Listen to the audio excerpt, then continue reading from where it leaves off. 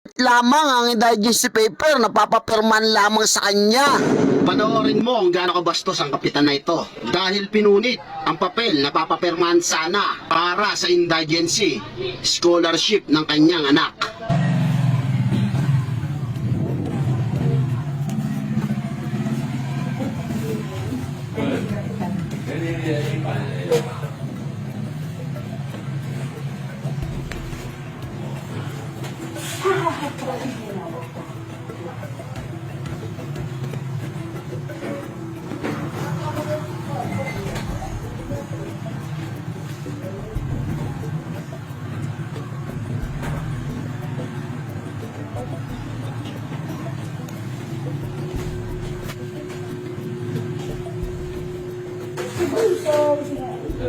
Ano gusto sabihin mo? Lumangod yung estudyante.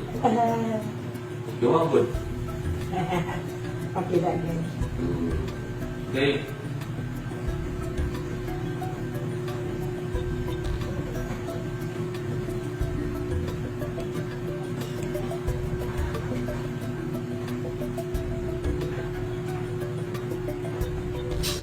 Luloy, kapay na ako, lo.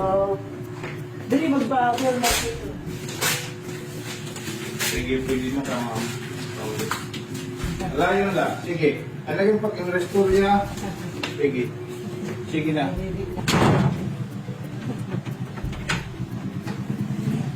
Ayon nga raw sa uploader, pumunta ang magulang sa bahay ni Kapitan para papirmahan ang indigency para sa scholarship